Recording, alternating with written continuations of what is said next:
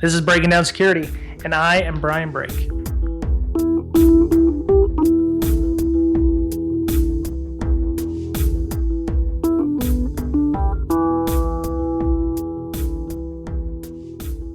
Welcome back, listener. This is Brian, and not Mr. Betcher for Breaking Down Security. Mr. Betcher's out this week. He's attending the DFIR conference in Austin, Texas. So, as always, we like to have a podcast regardless if one of or both of us are not here.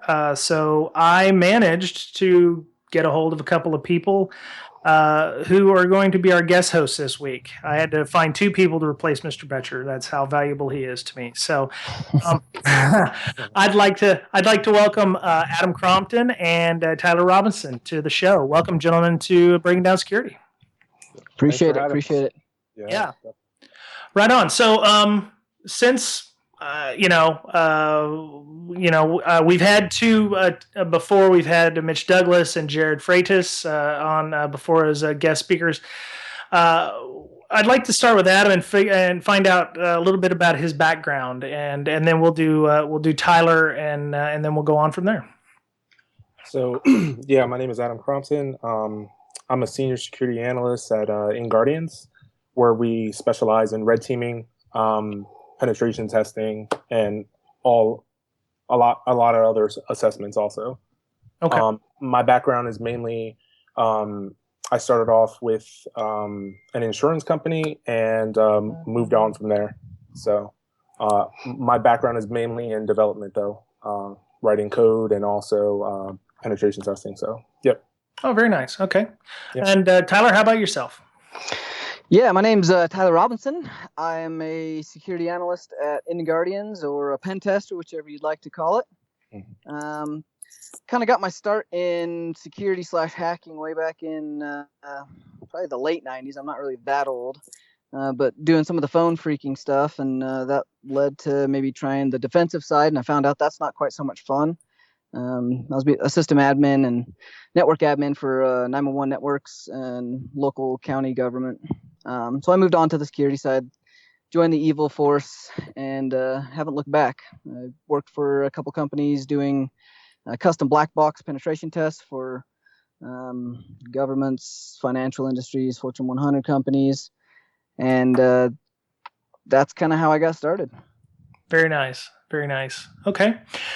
So I wanted to have you gentlemen on as you guys are. What did you guys call yourself? What did the Inguardians lady call you on Twitter? Red team operators? Is that how you guys see yourselves, like special operations operator types? That's exactly it, man. Totally. Yeah. That's very nice. Okay. So you guys are in the trenches. Companies call you and they go, "We'd like to have a pen test." Inguardians. They don't pay me to say this, but I'd probably say they're one of the best pen testing joints out there. So appreciate that. We definitely try really, really hard to produce some absolutely top level pen testing, which is one of the reasons that I actually moved over and took this position at Inguardians. I seen the stuff that Adam was doing. I seen, obviously, you got the founders, Mike Poor and Jay Bill and Jimmy Alderson. I mean, they're some of the old school godfathers of security, and then you got operators like Larry Pesci and John Sawyer. It's pretty hard to say no to something like that. But yeah, the red team stuff that Inguardians started doing with Adam really is started. I think it's catching fire industry wide. It's not just Inguardians. I mean, Inguardians is definitely going to do. We're going to do it right, and I think there's a few companies that are going to be the forerunners. Us being one of them. Black Hills, obviously John Strand over there does a fantastic job as well. But the red team is starting to pick up in the industry. It's really changing how pen tests are done. I think previously pen tests aren't bad. They're something that we've had to do, but between compliance and companies doing a bad job, we've had to really look at what security is and how do we actually test that. And red teaming takes that approach by emulating evil attackers, emulating the real hackers, emulating the real threats that are out there, and utilizing kind of an unhindered scope for companies to say, if we were to be attacked by an APT style attack, or if we were to be attacked by a real hacker, how would we honestly fare? Not how many metrics do we have on our vulnerability scan, or how many people out of the 500 that we fished, our metrics say 10 might have clicked, but what execution happened. So I think it's really taking it to the next level, and I think it's a good thing for the industry as long as people understand and correctly start to define red teaming and do good red team exercises, which is where we're starting, and kind of Adam and I's both passion. We definitely are pushing forward and making some definitions. Totally. Very and nice. I'd like to add on that too is, a lot of clients are starting to move toward that red team because they actually want to see, how they fare against a adversarial and see how would they do against, if they were to come up with, a fish and also, gain access, how would they fare from a security standpoint? And that's what they want to see. Rather than just doing the normal, things that are not being tacked onto each other. So you do, an assessment here for phishing, you do an assessment here for internal, but they're not being, scoped correctly to combine the both to show the true impact of an actual attacker coming against their company. So, yeah, absolutely. And do you think do you think this melding is why do you think it's a new thing? Do you think it's companies just want to find out how easy it is to phish someone, and then how easy it is to get to the web application? They don't connect the dots to go, oh well, if I phish somebody and gain access to the credentials, then they're going to be able to get into the web application and they're going to find all kinds of good stuff. Do you think that there's a lack of understanding the cohesiveness of their whole environment? I think prior definitely clients weren't making that connection as often. I mean, obviously there's a lot of really, really smart blue teams out there that do make those connections and are moving forward. But I think security-wide, industry-wide, as far as security goes, the industry's really started to mature quite a bit. A lot of these companies have been getting pen tests for 5 years, maybe even a decade if they were on the bleeding edge back in the day. And so I think a lot of that is coming from, we've had these pen tests done for so many years. We've got kind of the same, we've got results, we've kind of got some web app tests here, we've got some phishing things here, but honestly, they're seeing the breaches that are happening and tying the dots. They want to know, if we were to be the next person phished, how would we handle that? And the other side of that, I believe, is there are quite a few, we'll say military side, contractors and or ex-Army red teamers coming out of active duty or out of the contract world into the civilian world or the private sector.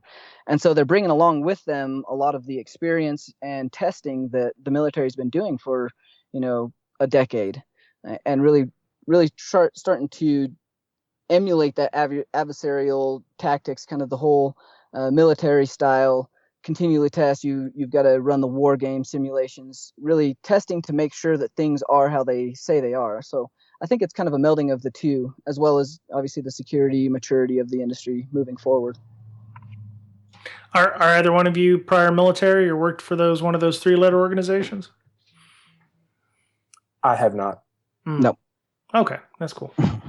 That's cool. Yeah, I mean, one thing I've seen in the InfoSec community is that we come from all facets. I came from the military side. I was in the Navy. You got people who come from the NSA or the CIA, or they do the tailored intel stuff, or and then you got people who've not done any of that, and they've come up through like college, like my friend Mr. Betcher, who he just got accepted to Black Hat Arsenal for LogMD, which I thought was pretty awesome.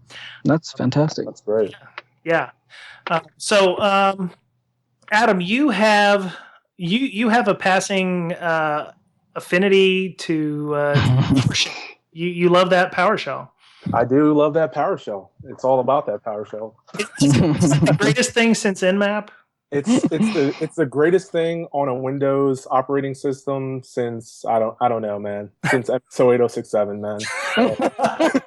Seriously, because yeah, man. I mean, the scripting language is pretty much a post-exploitation tool for the red team. As soon as you get onto a box, it's just you have access to the underlying, .NET framework and some of the, different DLLs that are incorporated into it, like we would say system management automation for PowerShell also. So it's just been a crazy ride. There's been people in the PowerShell community contributing a ton of great scripts and great frameworks. And there's been a lot of people out there that's been doing some really crazy stuff that I've seen in the industry. So, yeah. Yeah, I was a longtime listener to Paul Security Weekly, and every week Mr. Perez would definitely be schooling everybody and showing how much fun it was to play around with Metasploit. So, or not Metasploit, with PowerShell, but yeah. So he's he definitely does some good stuff, and there's a lot of folks. Manifestation, there's a bunch of folks out there. Oh yeah, Sub T has been doing some great stuff. I mean, Manifestation. Harmjoy's been doing that stuff with Empire. He's been doing a great job on that. I mean, there's so many people contributing to the PowerShell community. It's just been amazing. And every time, a new PowerShell, framework comes out, it's just like great work from everybody. So. Yep, absolutely. Yeah. So we had an idea that we were going to do some demos tonight. You were Adam. You were working on a project.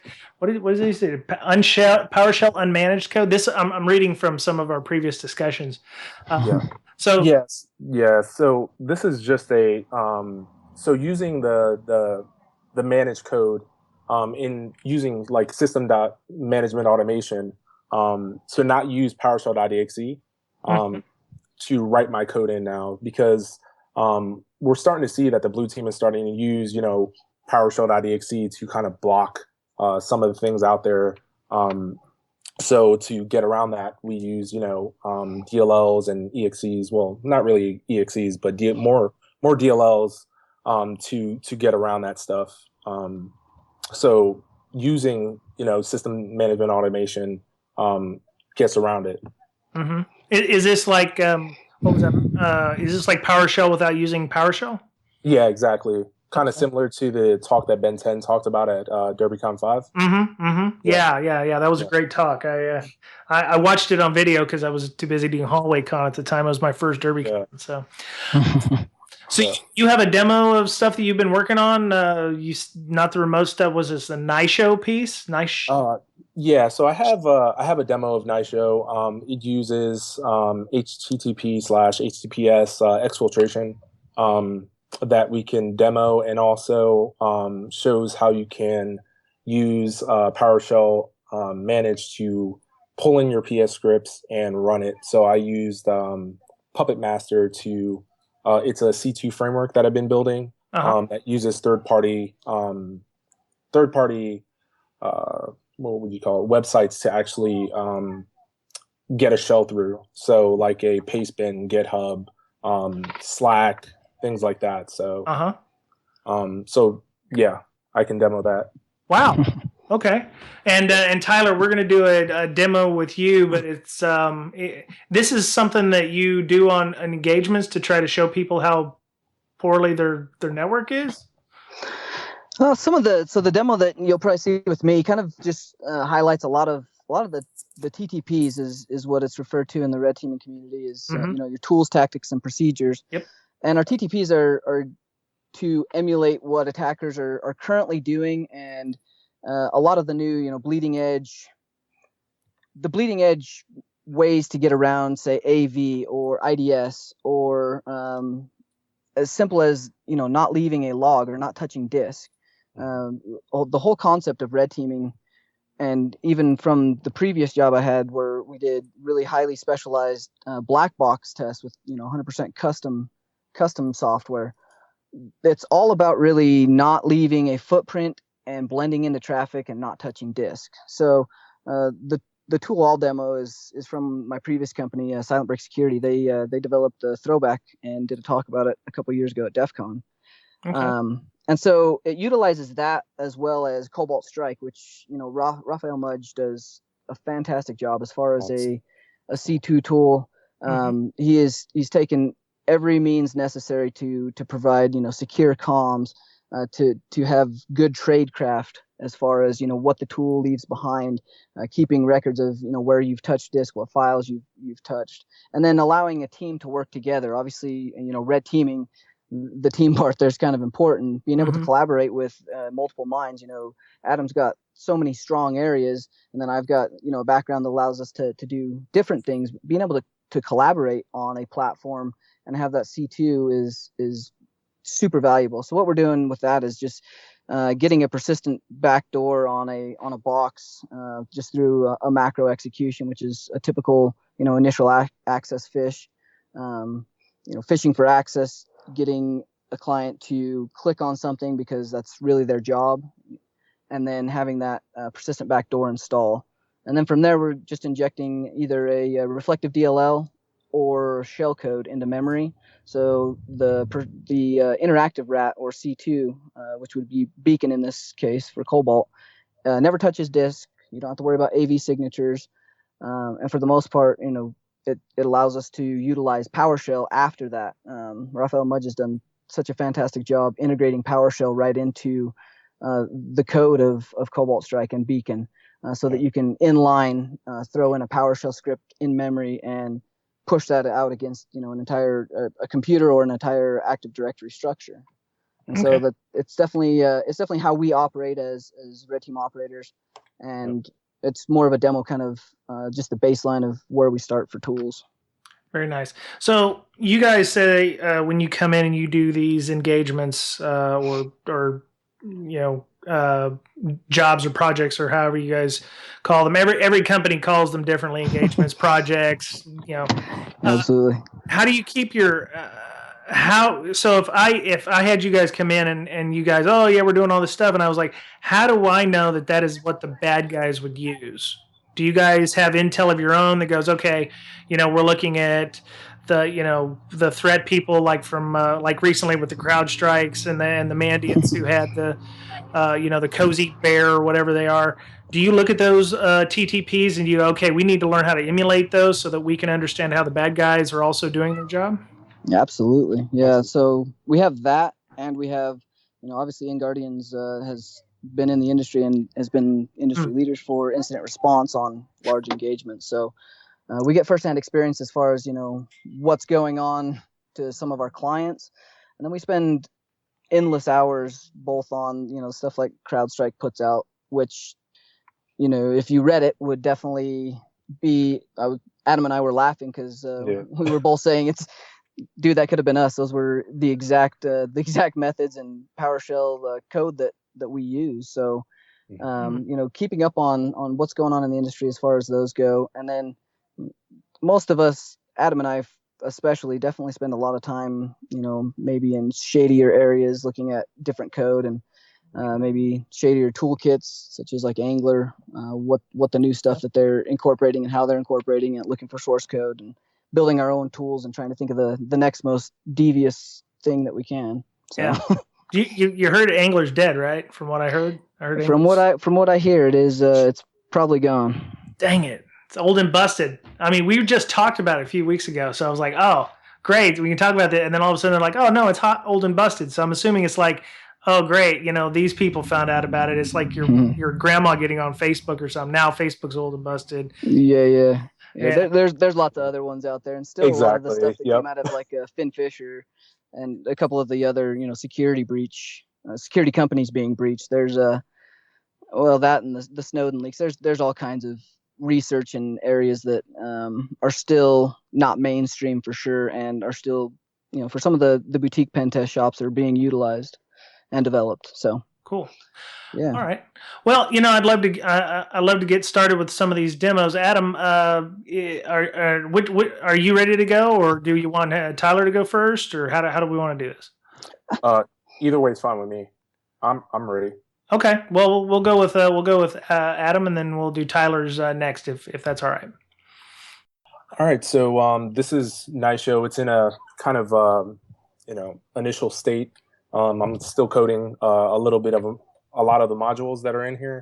But we're going to talk about the HTTPS exfiltration piece, and it's also proxy aware. There's no way I can show you it because I don't have an active proxy at the moment, but yeah, it is proxy aware, and it uses the managed code using the system management automation piece here. So, okay. All right. So, and the idea is that when you exfiltrate data, you want to do it over a port that doesn't get blocked, like 80, 443, I don't know, 53, those kinds of things.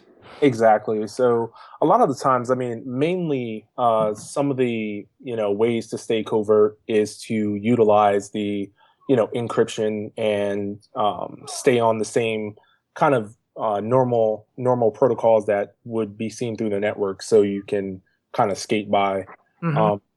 So that's why HTTP, DNS, ICMP is normally kind of like the covert channels. I've seen some SSH piggyback exfiltration too, so I'll be definitely looking at that. But been trying to get this Wi-Fi exfiltration up and working. There's a way that I know it's going to work. I just need to get it working on a box. So I tried to get it working today, right before the podcast, but it didn't work out. So.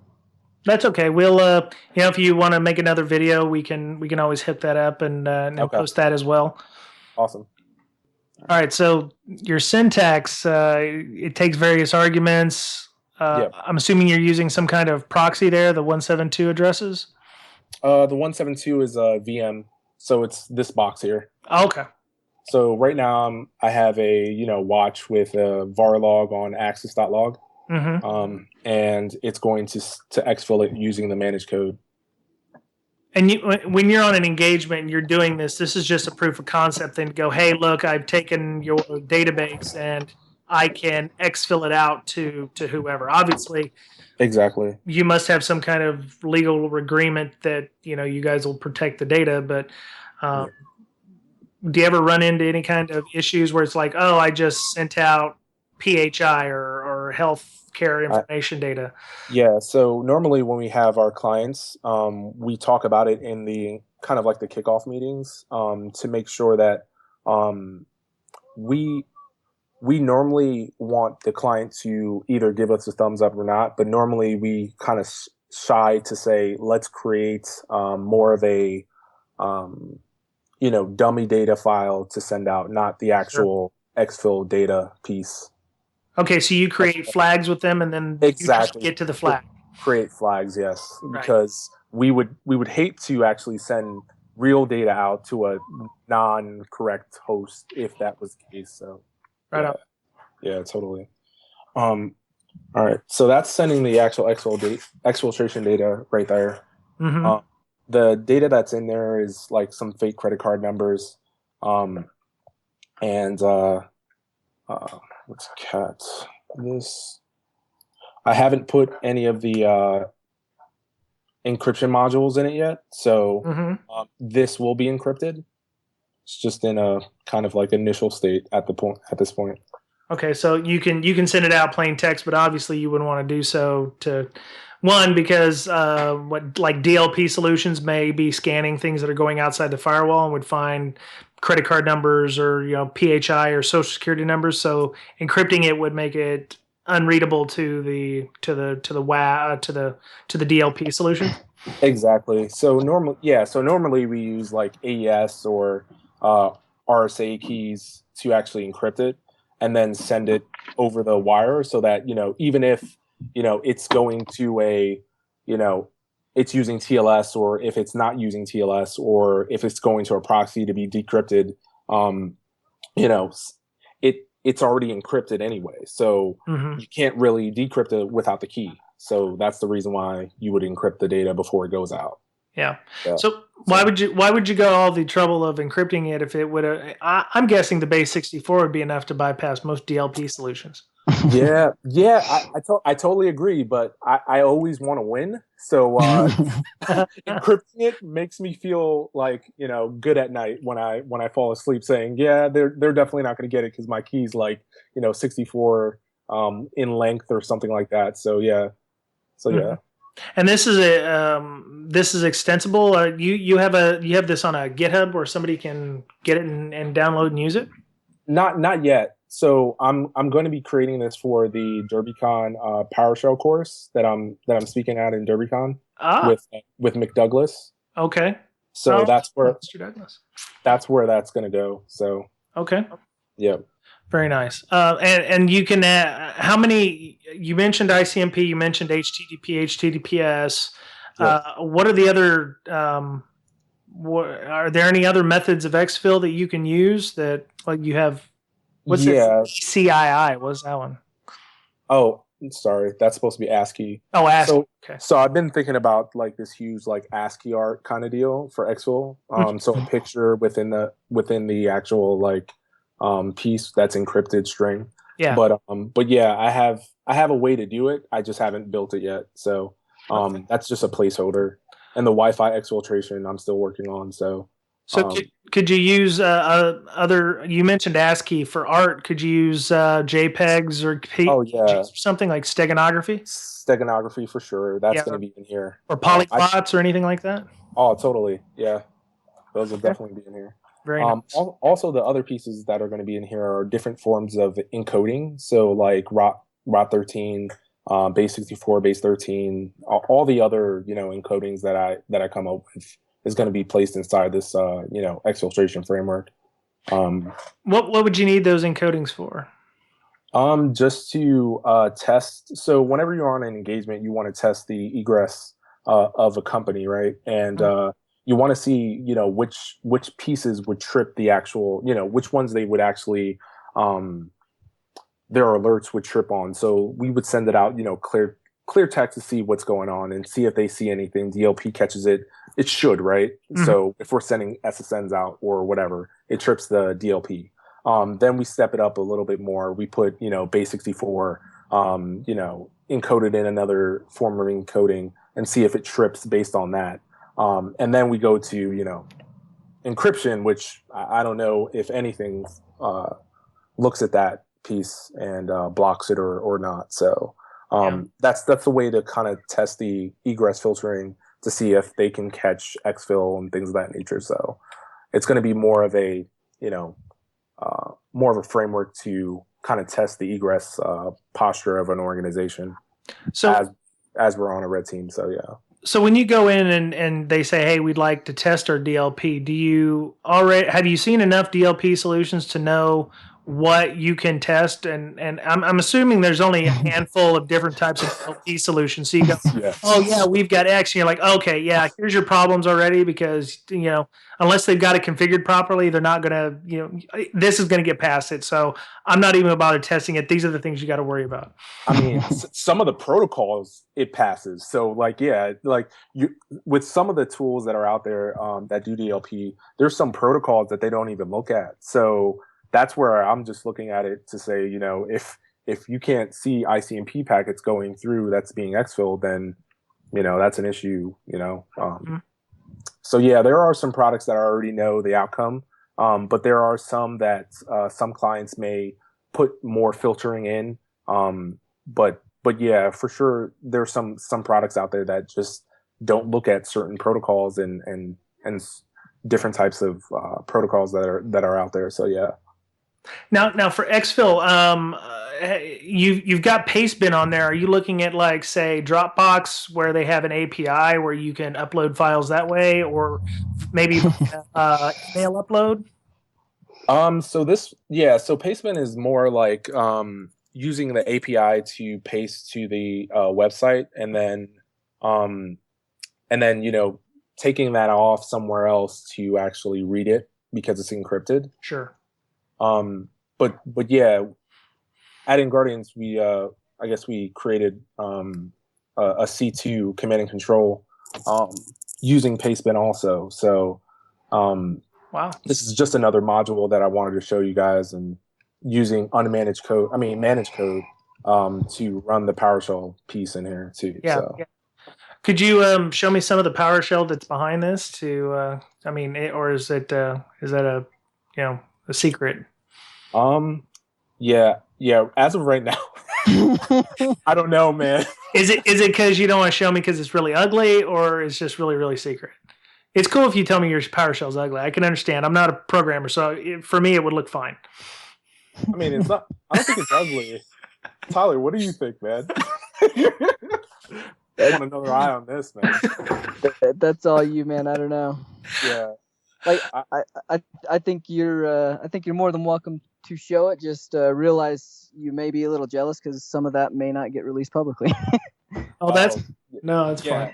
Yeah, we're probably not gonna show it. Okay, that's cool. Sorry, man. No, we can show it behind closed doors, though. Okay, that's cool. Yeah, no. DerbyCon. See, I want to take that training, but it's like $1,000. I'm like, I don't take off that much time. My boss would want to know why I'm there. That kind of stuff. So, so this is an early alpha, right? You're gonna actually put something out eventually, but it's not gonna be until after DerbyCon in September. Yeah, and I've been thinking about some other stuff, and I've been bouncing ideas off of Tyler and some of the other guys at Inguardians, just to kind of, I want to take this to more of a different approach too, just not only on exfiltration, but some other aspects too. So like some of our custom persistence that we do, and a lot of the other tactics that we normally do with the domain and pieces, to add to either this piece or maybe Tyler's piece. So we might have something going on where some things may be mudged and moved around, but yeah. Did you just use mudge as a verb? Oh yeah, because he's definitely a freaking verb. Yes, because he's awesome. Okay, so this isn't just for DLP solution. You could use this for you mentioned the HTTP stuff. So if you want, do WAFs and proxies also do DLP related stuff? Could you also use this to test WAFs and proxies like Squid or whatever?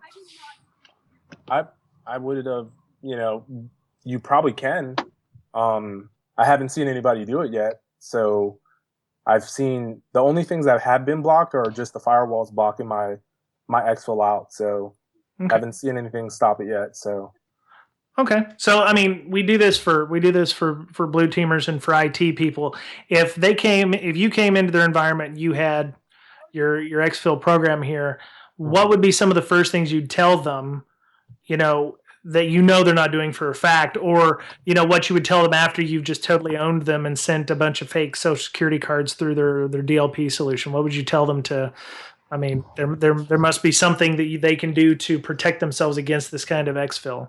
Oh, totally. So some of the things that I normally kind of harp on is making sure that internally you have an internal proxy, at least, to kind of funnel all that data through the proxy instead of having a wide open, access out to the internet through all these protocols, right? Like ICMP shouldn't be, you shouldn't be able to ICMP out to a server out in Russia or wherever it's being stood up, right? That's some of the, ideas that I have from my experience that I've seen. Yeah, definitely. Depending on the maturity of most clients, making sure all their clients are forced out the proxy for one, and the clients are locked down, obviously, so that they are forced out and the user can't change it, or, the rat or persistent backdoor that's put on that particular box, it can't call the native API calls to hook and go straight out. If they're not forcing that, and if they don't have ACLs and stuff blocking, so that if it's not from the proxy, it can't get out.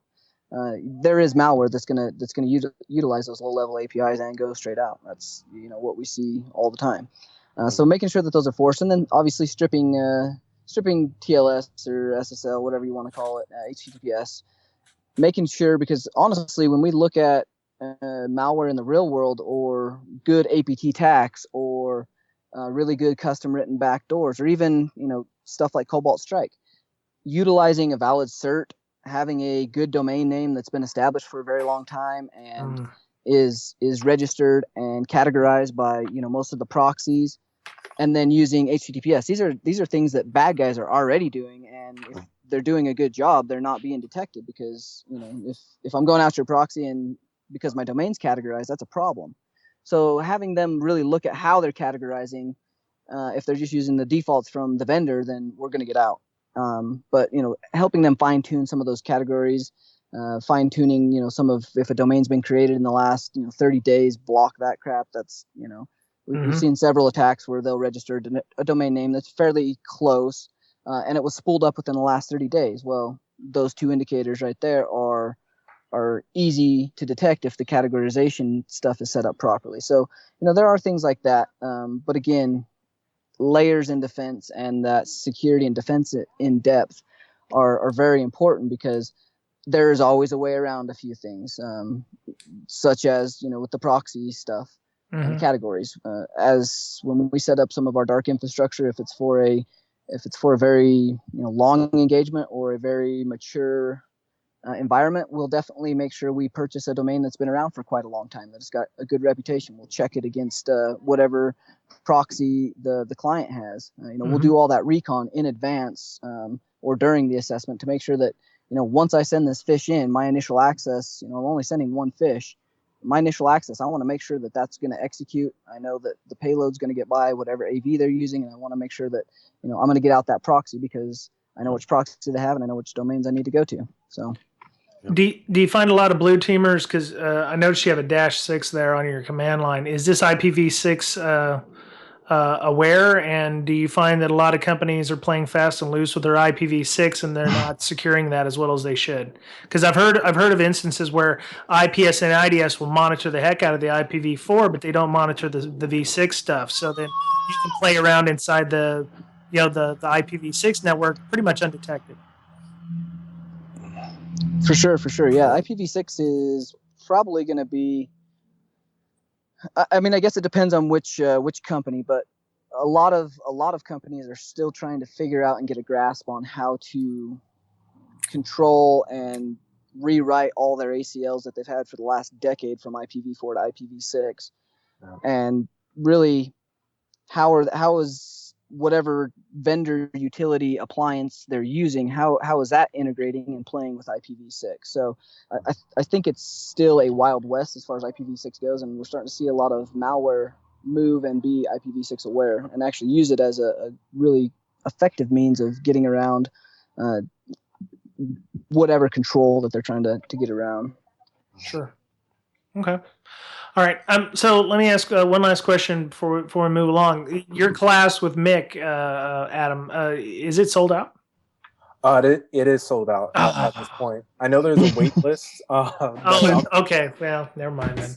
So I don't know if they're gonna open the wait list for the course, but as of right now, it's sold out. I was just wondering how many accidents I'd have to cause to get off the wait list and actually in the class. Yeah, I'm sure you could find someone. There's got to be a listener out there that's eager to help. Yeah, exactly. Yeah, all kinds of issues at the airports and blocking airplanes and stuff. So that was awesome. Yeah, I'll definitely keep an eye out for that when it's available, and I'm sure we'll talk some more at DerbyCon since we're all going to be there, hopefully. So absolutely, we can. I can get some barometer on how the class was and talk to Mr. Douglas again. He's good people, so. Yeah, I'm looking forward to the CTF piece at the end. Last year it was pretty awesome, and I'm assuming this year is going to be good too. And we have some tricks up our sleeves for the network. So. Right on. Yep. This is your second class at DerbyCon? Did you? Second one, yeah. Second one? Nice. Yep. So. Okay. Very nice, very nice. All right.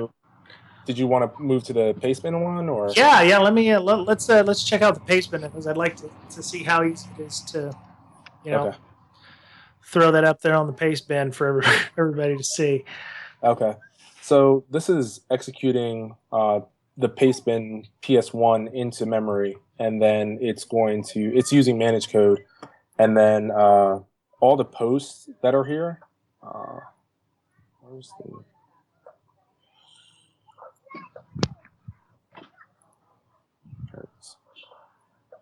Okay, so it's up here. So basically, all the posts at the end goes to my pastebin here. Mm-hmm. And so if I were to do something like a dir, it would paste the paste here, which is encrypted. Oh, that's genius. Okay. And then That throw was up. quick too. Yeah, it's pretty quick. And Oh, man. the actual, you can set the different jitter rates. So if you wanted to go to sleep for, after you're done your work and, at night you wanted to sleep, you can just type sleep, Mhm. 7,200 or whatever. Okay. So, but yeah, you can actually run anything you want from that's a PowerShell command or because Wow. it's in the PowerShell context Mhm. and it's using managed code. So it's like, yeah, it's just system automation is amazing. So yeah, that's it. That is awesome. Yeah. Yeah. Is that ASCII art yours too? Yeah, this is all my ASCII art. Very nicely done. I like that. Oh, did I write it? Yeah, Oh, no. I thought you drew that. Yeah. Yeah, it was generated by a website, but it's all okay. mine. Yeah, yeah, I'll own that. Sure. Oh, yeah, man, I did it. Yeah. No, I spent a lot of time in modems when I was in high school and stuff, and ASCII art was kind of a big deal over there. So, some boards. So, okay, that's awesome. Yeah. So you'll be showing this to your students at the class. So they'll get a little sneak peek of what they're going to see at the class. Yeah, totally. Nice. Okay. All right. So Tyler, you're going to show us a little bit about Throwback, then, yeah? Gonna have an attempt here if I can get my demo to come up. No worries. Pulling it up right now. So the Cobalt Strike is just another. Well, I don't say it's just another, but it is a. It's a not a Metasploit clone, but it's like it's another method by which people can gain persistence in the system using their own abilities. They have they call it beacons. Metasploit calls it a interpreter. You get shells, restricted shells, or unrestricted shells based on various vulnerabilities in shellcode. Yeah. So it's definitely there are the misnomers from the past of Armitage being had Metasploit integration, but Cobalt Strike definitely is not Metasploit and has so much functionality. It is essentially, it's not really designed to be a persistent backdoor. However, it can be utilized as a persistent backdoor, especially with a lot of the PowerShell scripts. And also, it used to be called Cortana in Cobalt. It has its own scripting language that you can develop scripts for custom persistence methods, or running a scan across the network through PowerShell or whatever scripting language you decide to use. Mm-hmm. But in and of itself, it's a command and control method for teams to collaborate on engagements. So it has the ability to use low-level API calls to integrate PowerShell, to keep track of hosts and targets. It allows you to do like SOCs aware, so you can pivot inside of a network through a SOCs proxy. It also has VPN pivot capabilities, so you can have like one exfil point with VPN and utilize that to get out of a network, as well as stuff like SMB pivoting, which is pretty critical in today's networks. We utilize that pretty heavily, being able to use SMB to jump 4, 5, 6, 7 hops into a network that maybe we're on a box that doesn't have internet now because the internet's restricted and it's only accessible from a certain jump box. Well, being able to use SMB pivots to pivot through the network to that jump box and have a single exfil point where we can send commands through to our box that can talk to the internet, and then back in through that SMB chain all the way into, say, a PCI environment through a jump box. Wow. That kind of stuff is what distinguishes Cobalt Strike as far as an aggressor emulation, which is kind of what they consider themselves. They emulate what actual attackers use and how they get through networks very quickly and effectively. So, okay. Yeah, it's definitely it's one of the methods, and that's kind of where Throwback is a tool that, like I said, my previous company developed for custom black box penetration tests that we did. We did pretty much everything from the outside with custom tool sets. And what its main purpose is to be that persistent backdoor, more of a long haul server. It uses very we'll say under the radar comms, HTTP, HTTPS, a single HTTPS post and GET request. That is all that you would see on a network. And you know how many of those are going in and out of a network at any given time. So it just checks in every 4 hours as a long haul server. If there's no commands to run, or there's no interactive rats to push into memory, or any PowerShell to push into memory, then it goes back to sleep. Okay. Or it also has the ability, if one of the domains gets burned, a vigilant blue team finds an evil attack domain, it'll go to sleep for 4 hours, rotate to the next domain, and move on, and still get out. That way, that's kind of the idea between, and Cobalt Strike can do this as well, but that's kind of the idea on using good tradecraft and understanding how APT-style attackers are first operating, as well as, people like the crimeware or ransomware companies. A lot of those will sell off some of their access to people that utilize this interactive or long haul beacon stuff. Being able to emulate that is very important. And so that's kind of what Throwback does. Is it's the long-term, very stealthy beacon it's the long haul server, so that you can always have that access and seed access to a different tool and a different domain, so that you're, if you get burned on your interactive rat or your beacon, your long haul and your persistence method in the network doesn't also get burned. You don't ever want to have to refish or try and regain that initial access. It's really hard, and it's probably the most dangerous part of a red team. That's when, blue teams are going to see an email. They're going to be able to tear apart a macro or an EXE or a DLL, figure out what your domains were in there, and then flag all those. And at that point, your op is burned. Okay. So yeah, having that persistence is what I use Throwback for.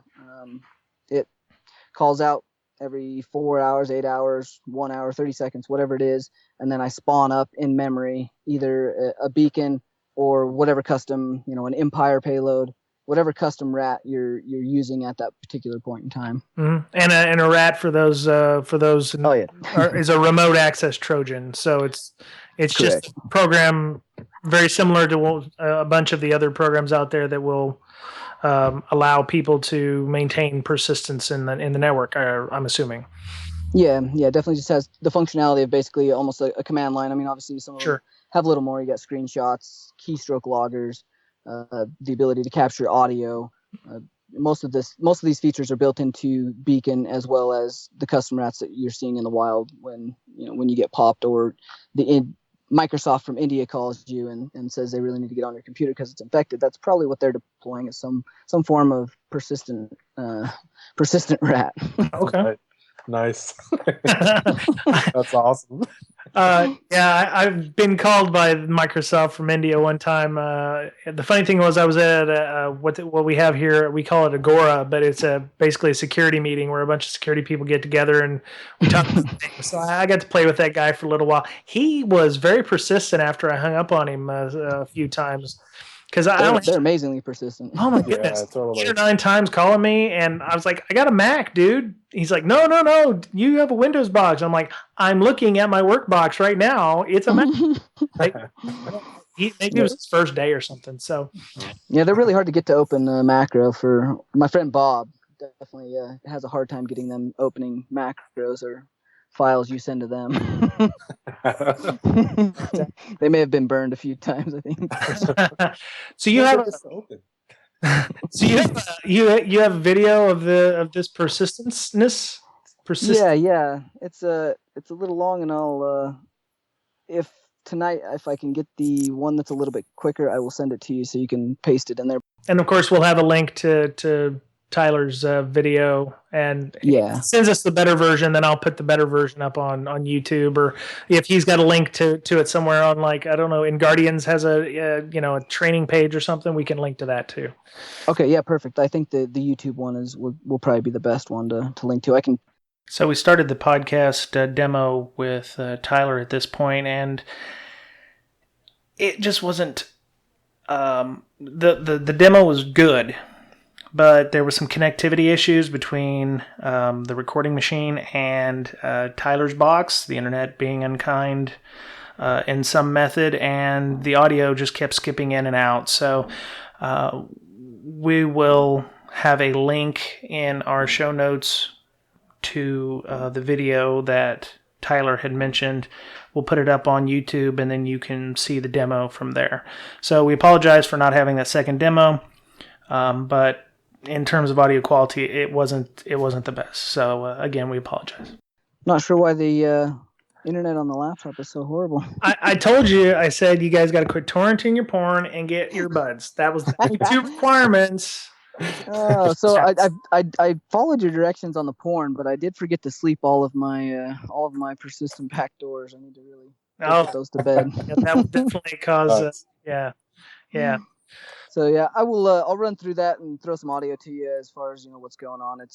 I have one that's a little bit quicker. It's only about 2 minutes. It runs through that whole thing and kind of explains how the fish works, what's being injected into memory, how we get up on a beacon, then we put the long haul or persistent backdoor to sleep, and then run our op from the interactive shell or Cobalt Strike. And it shows some of the Powershell stuff as well. Running Mimikatz by injecting the Mimikatz PS1 into memory, and then Power View to start scanning the network and looking for that next pivot point. So the whole thing is pivoting. I mean, is requiring somebody to click on a link in an email. So that's still an issue you guys are seeing still a lot of.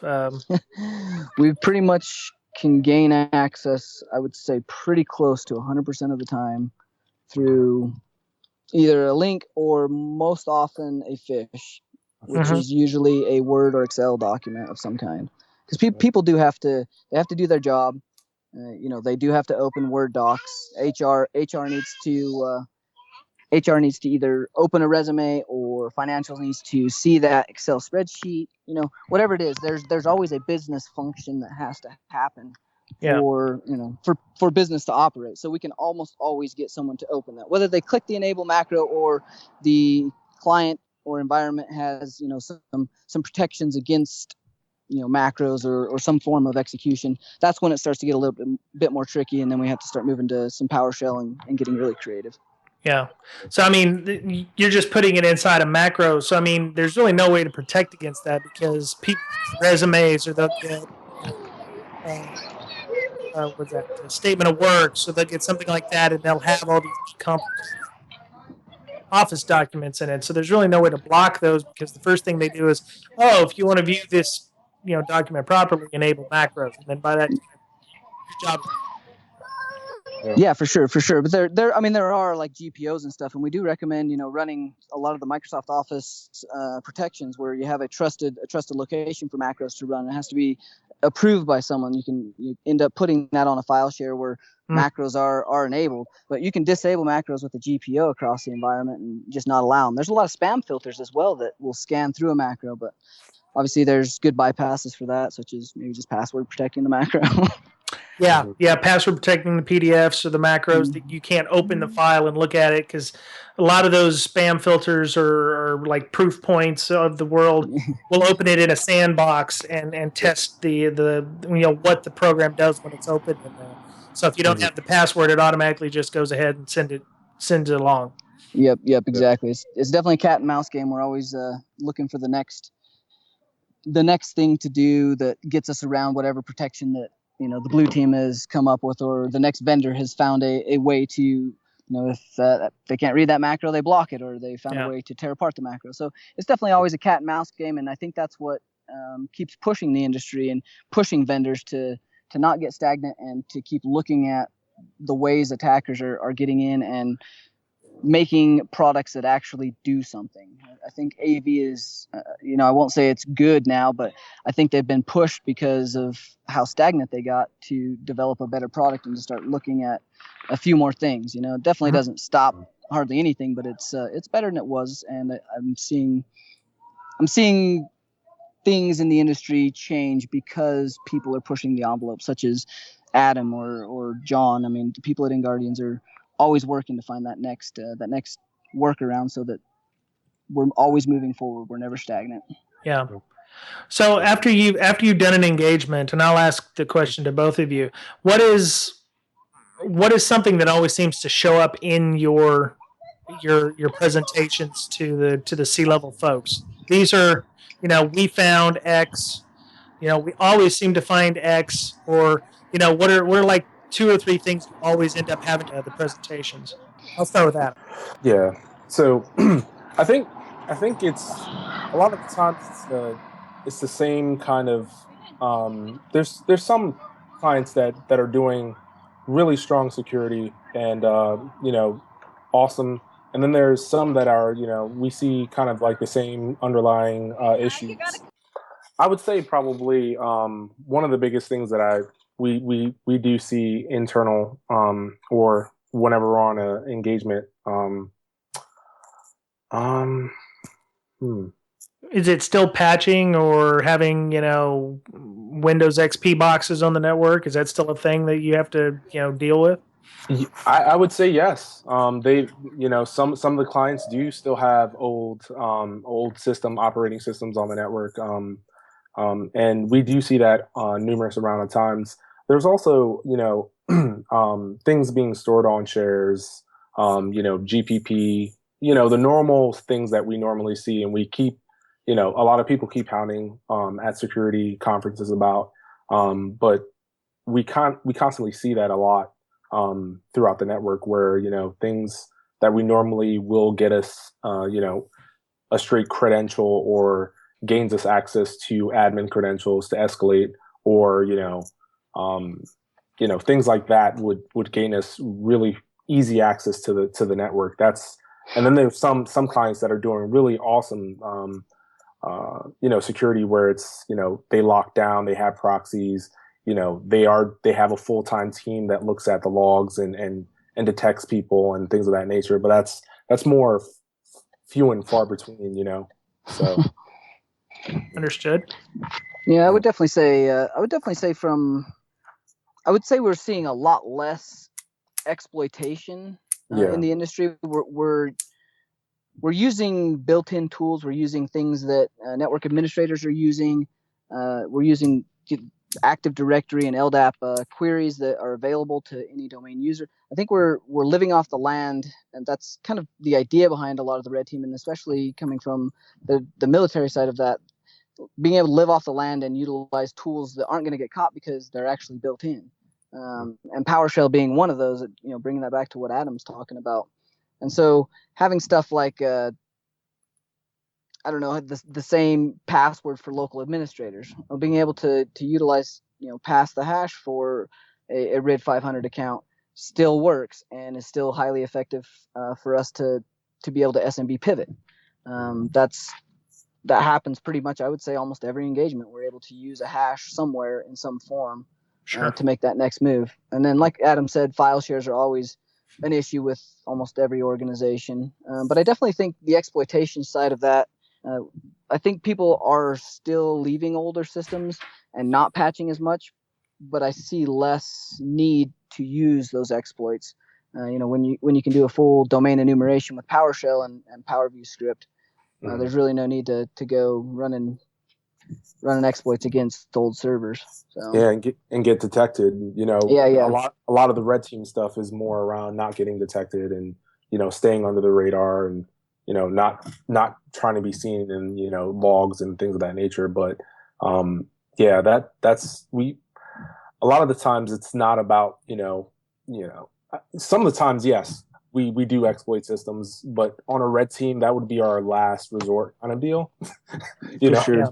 My God, this is the last resort. And we, a lot of the red teaming that we did, we do is not around exploitation. It's more, abusing the configuration of what's there, or using whatever's available to us to actually write custom tools to get around things and use that to our bidding, so.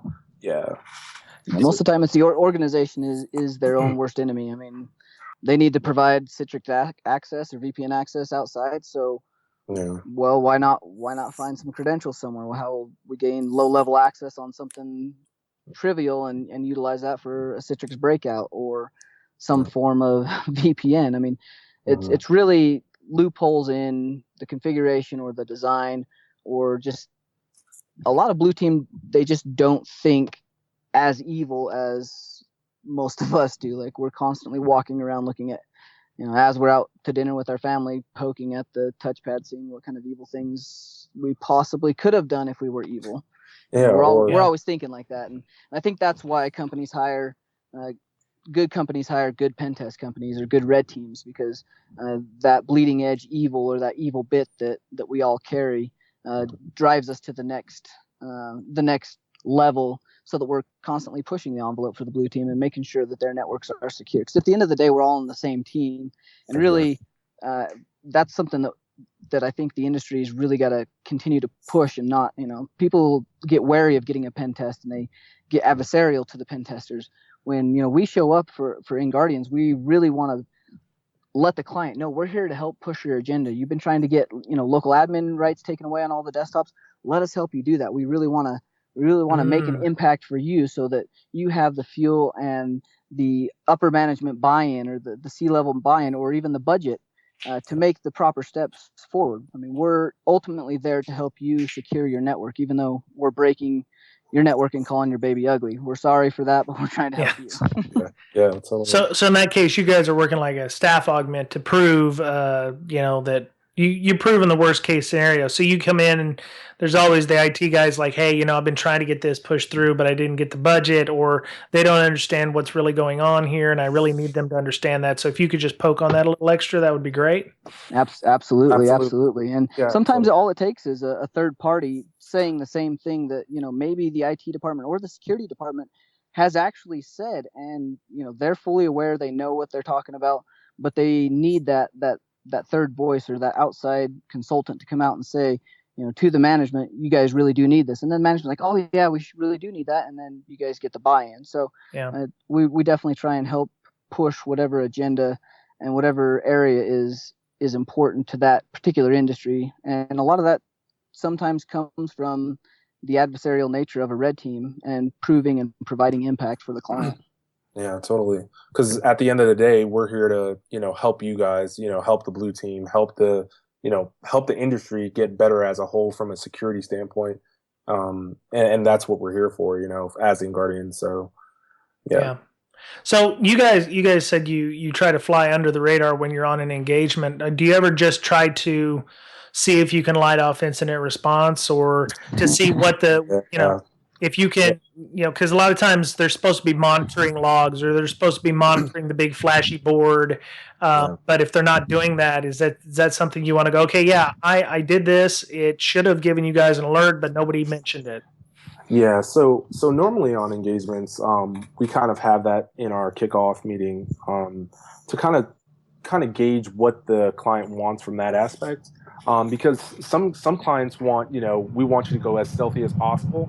And then, we kind of ask the question, do you want us to get louder and louder toward the end, to kind of give the blue team kind of like a gauge of where they are seeing the traffic, and a lot of the customers say yes, because we can go stealthy as possible, but if nothing's being detected, what are we showing the value? You know what I mean? How are we gonna help the blue team say, well, you caught it, you didn't catch us here, and here, but you actually caught us when we started doing this, here's some ways you can actually detect the other things that we were doing throughout the network. So I think that's huge, right?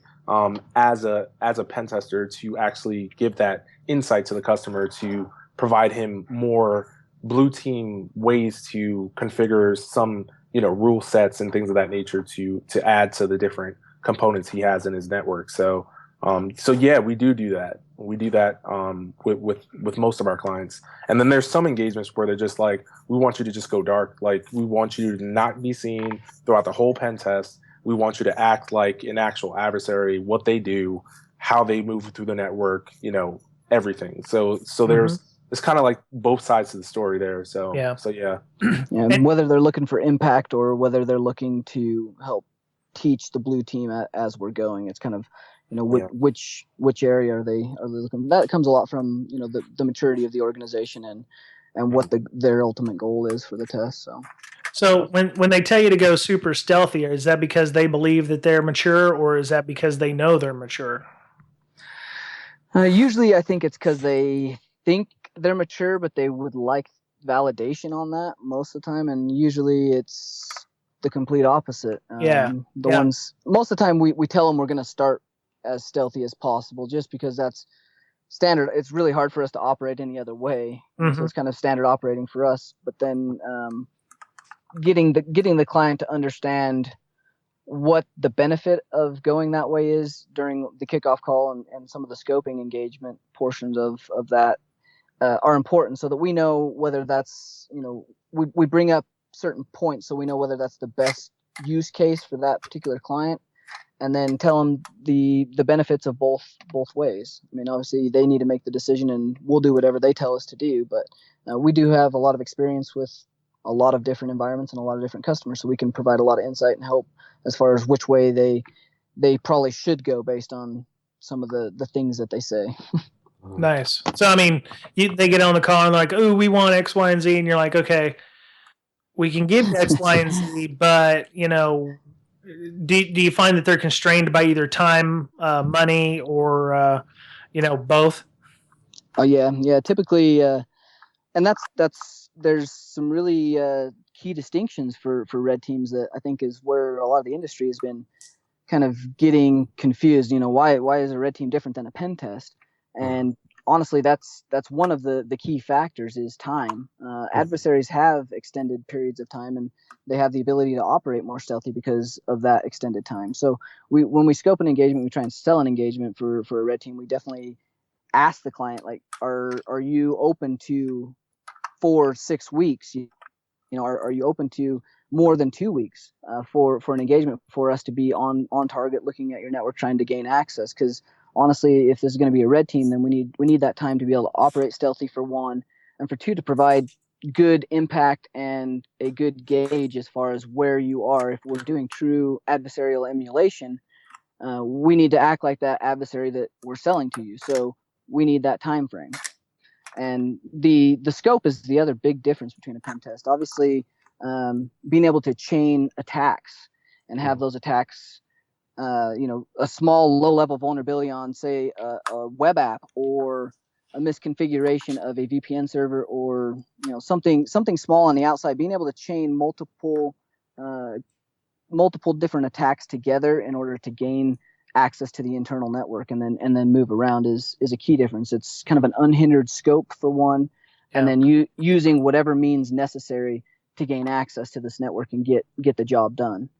Those usually are not key components of a pen test. Usually a pen test is, very well scoped. Do you have IP addresses you are and aren't allowed to get to? The web app's typically separate from the internal. The internal's typically separate from the external.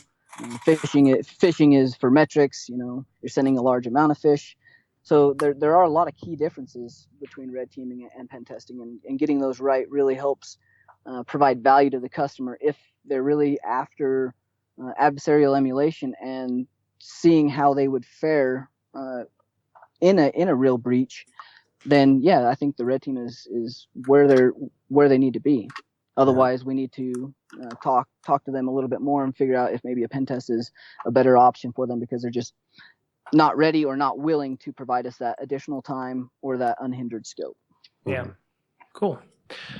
Well, it's about this time I asked Mr. Betcher if he's got any questions left, but I'm kind of missing an arm here because he's my he's really the better of the two people on the podcast. I can almost see that. It has my name on it, but he really brings a lot of class to the joint. So since he doesn't have any questions, I want to start with Tyler this time and find out how people would get a hold of you if they wanted to, where you're going to be speaking next, if people wanted to talk to you, what would be the best way to do so? I'm definitely available pretty much anywhere you can find me. Twitter, I think it's at Tyler Robinson. Skype. Inguardians has a pretty good bio, tyler@inguardians.com. I'll be, I think, at most of the conferences. You can definitely come find me at DEF CON. We're hoping to be sporting some awesome new Inguardians red team t-shirts. So nice. If we happen to find maybe one or two extra and someone comes and sees me, maybe we can hook them up or something. Okay. But we're definitely going to be all over the place. I'm going to be at DerbyCon, hanging out with Adam and the family there. Cool. And so far I don't have any teaching or speaking that I can say at this point in time. So you didn't submit to Black Hat or DEF CON or Derby? I didn't. I spent the last couple of years teaching at Black Hat, so the speaking side of it was I kind of spaced it, honestly. Right on. Yeah. That's cool. I'm actually trying to get up the confidence to do something. I submitted a stable talk at Derby, but to be honest, I don't remember what I actually submitted. I think when I did it. So if I get accepted, it has something to do with vulnerability management. But if it gets accepted, I will be completely surprised, and two, I'll be wondering what they thought when they actually approved me. So yeah. Adam, how would people get a hold of you on the Twitter? I know you've got your class coming up, so I want to definitely pimp that out some more. So how would they get a hold of you on the social networks and the media and everything? So I have a Twitter account. It's Encoder, and so I have a GitHub account. It's Encoder. Okay. And my Inguardians email is Adam@Inguardians. So send your spam to them. Is that what it is? And don't do that. Yeah, we accept all malware samples. Oh, true that. Yeah. That'll be. Yeah. Not Please, the new serious there. Were you serious on that? Because I know some people who could send you some stuff. So, we're always looking for the next coolest thing to tear apart and learn from to make our next tool even better. Right on. Compile, yeah. Yep. And of course, Adam will be. What's the name of the class at DerbyCon that nobody can get into? That I'm going to have to make that right. Pentest for Powershell for Pentesters. Powershell for Okay. Yeah. All right. Well, me and Mr. Betcher definitely meet both of you at DerbyCon. We will have some beverages, whether they be adults or not. We don't care. And absolutely shake both y'all's hands. Meet, and of course, Mr. Beal. He's up here in the Seattle area. I want to have lunch with him as soon as I can. Absolutely. Yeah, we can. We'll definitely make that happen for you. Right on. Okay. Well, Adam, Tyler, thank you for coming on and filling in for Mr. Betcher this week. Mr. Betcher will be back next week, ladies and gentlemen. So we can talk to him about his time at the DFear Summit. He got a lot of good information. I'm hoping we'll turn into some podcasts for everybody. So for listeners of the Breaking Down Security podcast, you can find Brian Betcher on Twitter at BetcherPwned. That's BoeTTCherPWNED. You can follow me on Twitter at Brian Brake, BryanBrake, or you can just hit up our official podcast Twitter at Brakesec, BRAKESEC. We appreciate any feedback, both positive and useful criticisms, on iTunes and Google Play. We'd appreciate some more feedback over there if you can on either one of those. iTunes gets us better standing in iTunes. That would, which in turn gives us more listeners. So we appreciate that if you can take a few minutes and put down some feedback over there. We believe in the value for value model here at Brakesec. So if you want to leave a little something in the tip jar, we do have a Patreon page. You can support us for as little as $1 a month, or as much as you want to, I guess. So, feel free to go over there. All the show notes have our links to the Patreon pages and our various Twitters and all that. So you can reach out and look on those. We have a Facebook fan page where you can go and get news, follow us there and have discussions with other people. We have a website. Our website is www.breakingsecurity.com. That's BRAKEING security.com. We have an RSS RSS. You can get that from the website there. We're also on SoundCloud. We're on TuneIn Radio. We're on Stitcher, and we're also on Player FM. So if you like your internet radio apps, you can find us there. Finally, if that's not enough communication, or you like more traditional communications, you can email us at bds.podcast@gmail.com. This has been Brian this week for Breaking Down Security. Y'all have a great week, and we'll talk to you soon.